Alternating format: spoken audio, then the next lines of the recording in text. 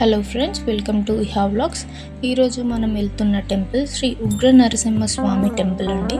ఇది వచ్చేసి మనకి శివాజీ నగర్, సికింద్రాబాద్ శివాజీ నగర్ బాటాకి వెళ్ళే దారిలో ఉంటుందండి. ఒకసారి స్వామివారిని దర్శించుకుందాము. ఆ రూపాన్ని చూడండి. టెంపుల్ ఎంత ప్రశాంతంగా ఉంటుందండి. చాలా చిన్న టెంపుల్, కానీ ఆ టెంపుల్ ఆర్కిటెక్చర్, ఆ చుట్టూరా చూస్తుంటే కళ్ళు నిండుగా ఉంటుందండి. అసలు నరసింహస్వామి లేని ప్లేస్ అంటూ ఉంటుందా? ప్రతి ఒక్క చోట నరసింహుడే ఉంటాడు అని మా అమ్మమ్మ గారు చెప్పేవారు.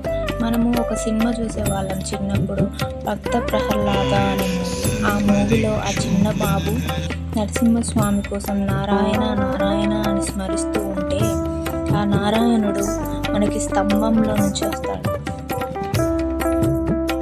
ప్రతి ఒక్కరికి సొంత ఇల్లు ఉండాలని ఒక కల ఉంటుంది.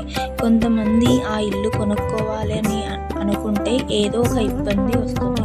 కానీ ఎలాంటి ఇబ్బంది లేకుండా అనుకున్న ఇల్లుని కట్టడం కానీ కొనుక్కోవడం కానీ జరగాలంటే నరసింహస్వామి ఆశీర్వాదం ఎంతో అవసరం.